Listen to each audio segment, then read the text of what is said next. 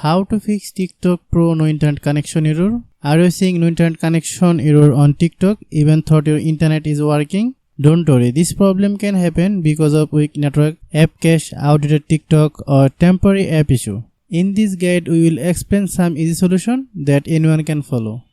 First, check your internet connection, open app. Make sure your Wi-Fi or mobile data is working. You can also switch from Wi-Fi to mobile data or from mobile data to Wi-Fi. And then open TikTok app again. Next, completely close TikTok app and reopen it. If that doesn't work, restart your phone. A simple restart can fix temporary network and app problems. If you are using Android, try clearing cache or data from TikTok app. Long press TikTok app, then click App Info.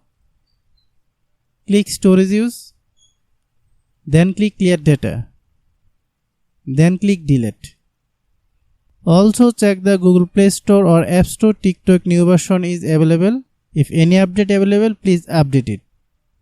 Disable VPN or proxy connection if you are using one.